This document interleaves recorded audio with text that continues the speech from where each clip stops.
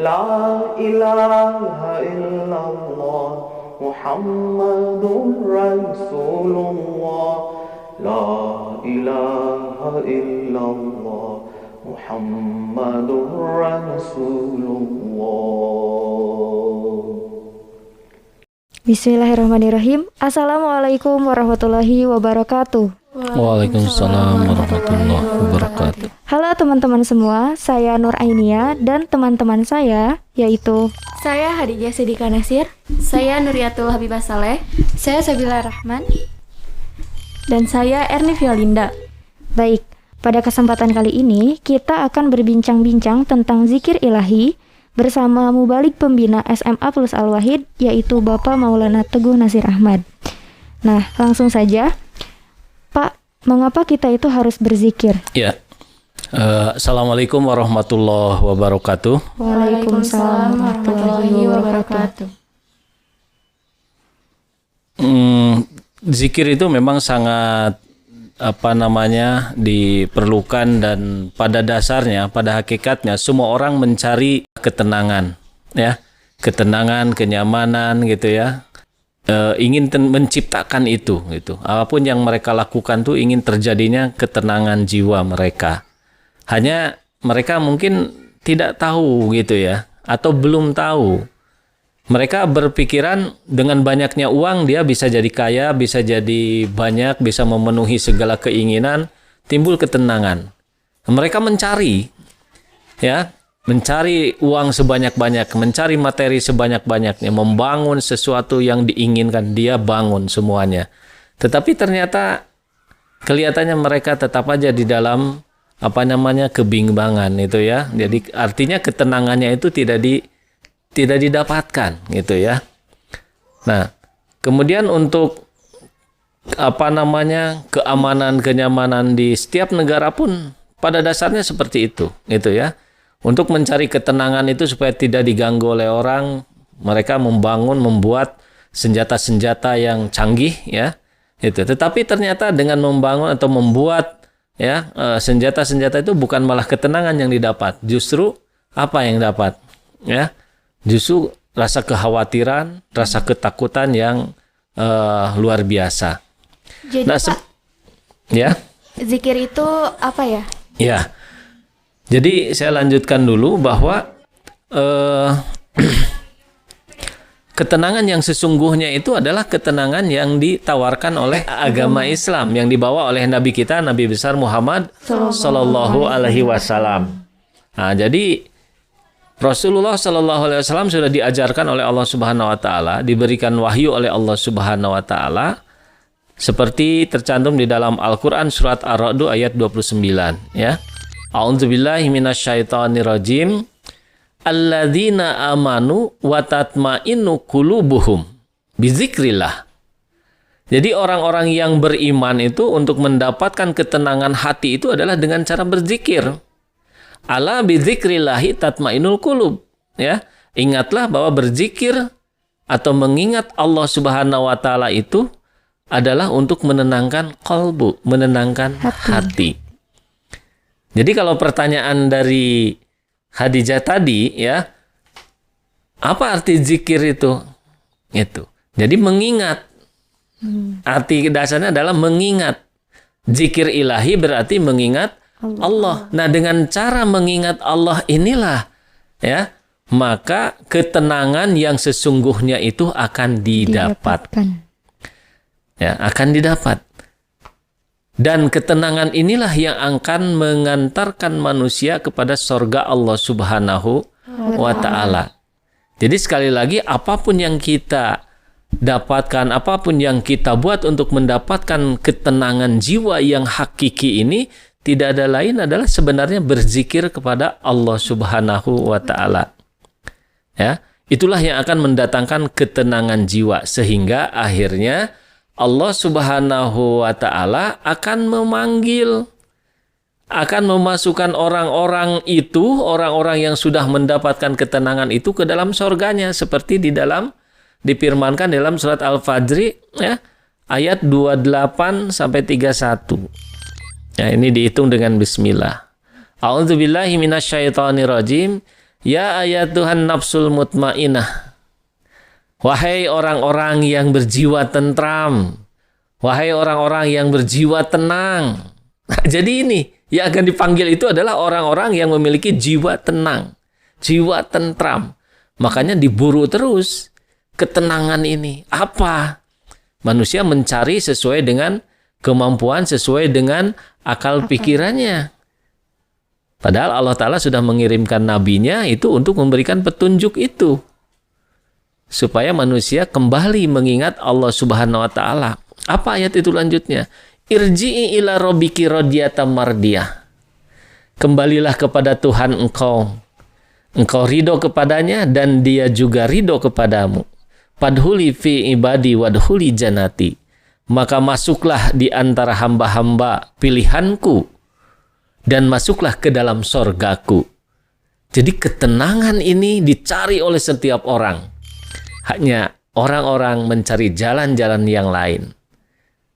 Jadi beruntunglah bagi kita semua karena kita mendapatkan petunjuk.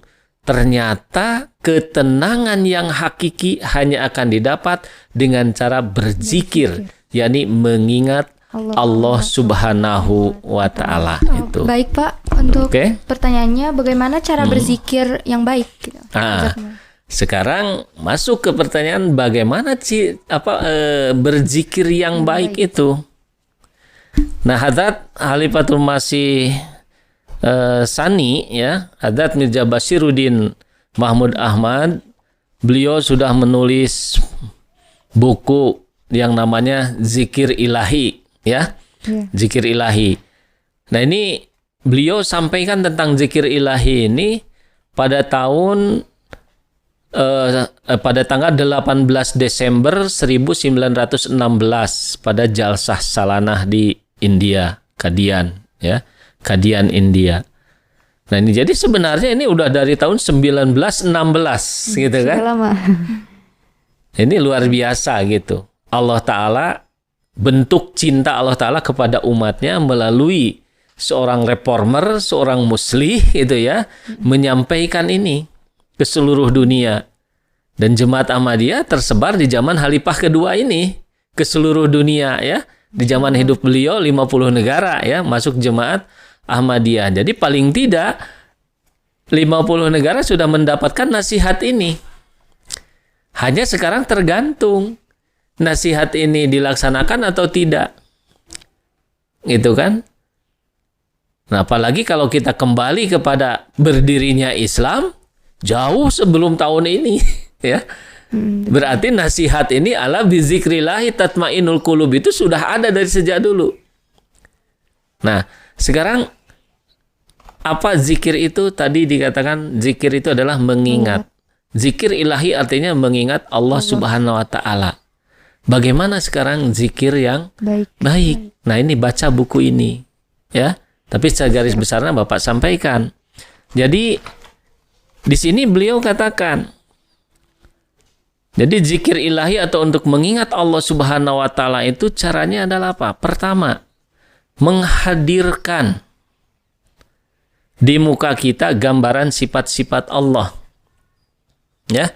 Jadi satu, menghadirkan sifat-sifat Allah. Artinya apa? Kita harus tahu, harus hafal sifat-sifat Allah. Ya.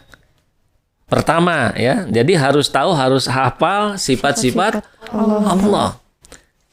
Wujud kidam bako kiamuhu binafsi dan seterusnya gitu kan, banyak sekali gitu kan. Minimal di dalam Al-Quran yang di awal sekali adalah 4 sifat. Ar-Rahman, Ar-Rob, Ar-Rahman, Ar-Rahim, dan Malik. Nah, setelah kita hafal, itu pahami. Jadi kita pahami. Jadi harus paham gitu. Bukan hanya hafal seperti burung menghafal ayat-ayat ya. Ditanya tidak tahu apa-apa gitu. Nah, setelah kita mengerti tentang sifat-sifat Allah itu, ya, kita biasa kan menghafal itu bisa dalam hati. Oh ini, la haula wala quwata illa billah. Oh ini subhanallah, subhanallah, subhanallah, Allahu akbar. Oh ini ya Jabar, dan sebagainya gitu kan. Nah, Jadi menghafal itu boleh, terserah orang-orang, kebiasaan kalian lah gitu ya. Kebiasaan orang-orang menghafal itu berbeda-beda. Nah, setelah menghafal dengan cara dibolak-balik di dalam hati, maka langkah kedua kata Huzur, cara berzikir untuk kita bisa berzikir yang baik itu, setelah hafal itu coba dilatih dengan ucapan. Dilisankan dengan ucapan. Dilatih lidah juga, bukan hati saja. Kadang-kadang hati sudah hafal gitu kan. Seperti orang mau pidato, dihafalkan, wah gitu. Tapi begitu diucapkan di depan, tidak bisa. Kenapa? Karena tidak dilatih melalui lidah. Jadi kita harus melalui lidah juga. Harus melatih diri melalui lidah. Subhanallah, subhanallah, subhanallah gitu kan. Sambil menghafal itu. La ilaha illallah, Allahu Akbar, dan lain sebagainya gitu kan. Banyak lagi. Itu jadi melapalkan ya dengan ini seperti bacaan-bacaan sholat, semuanya kan itu zikir itu kan. Ayat-ayat Al-Qur'an semuanya itu zikir. Nah, jadi kita harus belajar melapalkan. Nah, ketika langkah ketiga kita mau memakai, mau zikir-zikir itu mau dijadikan satu doa, ya, permohonan kepada Allah Subhanahu wa taala, maka ketika mengucapkannya, kata beliau di sini ditulis ya, ungkapkanlah sifat-sifat itu dari dalam lubuk hati yang paling dalam. Ya. Jadi ungkapkan dari dalam lubuk hati yang paling dalam. Misalkan kita mengucapkan subhanallah, subhanallah ya. Allahu Akbar gitu kan. Nah, ini langkah ketiga. Nah, kita mengucapkan dengan sepenuh hati ya. Nah, setelah itu kita juga jangan diam sudah lepas begitu saja. Kita harus memperhatikan bagaimana kekuatan-kekuatan dari sifat-sifat Allah Ta'ala itu yang kita baca. Ketika kita mengucapkan subhanallah, itu apa kekuatannya bagi diri kita? Wah, ternyata saya selalu teringat kepada kesucian. Ketika saya mau melakukan keburukan, saya ingat kepada subhanallah. Saya selalu mengucapkan subhanallah, maha suci Allah. Saya malu kalau saya tidak suci. Jadi ada kekuatannya menjadi pagar, menjadi perisai gitu ya, penghalang untuk tidak melakukan perbuatan yang buruk. Gitu. Nah, ini tiap sifat Allah itu punya kekuatan-kekuatan. Makanya bagi orang-orang yang biasa ngelmu gitu ya, artinya ada yang ingin kekebalan dan sebagainya, itu dijadikan satu doa gitu ya, dijadikan satu bacaan untuk wirid, istilahnya itu diwiridkan. Ya Qahar, ya Qahar, ya Qahar, ya Qahar gitu kan. Kenapa pakai itu ya Qahar? Ya Qahar itu yang maha gagah perkasa, maha galak, maha bengis gitu kan. Itu arti ya Qahar itu artinya bakal kita memiliki suatu kekuatan yang luar biasa gitu. Nah, makanya kita diajarkan itu yang bisa menimbulkan kesucian ke dalam jiwa kita. Aduh Pak, saya itu mau dapat ilmu gitu kan. Ya, kita panggillah sifat Allah yang sifat ilmu. Saya ingin keselamatan ya Allah, panggillah ya salam, ya salam, ya salam gitu kan. Ya salam, bahkan sudah jadi doa, Allahumma antas salam wa minkas salam, tabarak tayadal jalali wal ikram. Jadikanlah itu doa gitu. Jadi itu langkah yang keempat. Jadi ada 4 langkah. Jadi saya ulang ya. Yang pertama, hadirkan, artinya hafalkan sampai benar-benar hafal. Kemudian latih dengan mengucapkan dengan lidah ya. Dilatih, jangan pelit kita itu. Alhamdulillah, Allahu Akbar dan sebagainya itu ya, dilatih.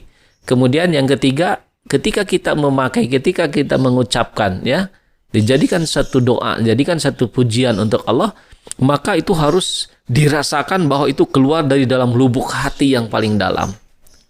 Tidak mudah, tapi harus dilatih seolah-olah dari dalam hati. Nah, lama-lama nanti akan bisa seperti bintang film.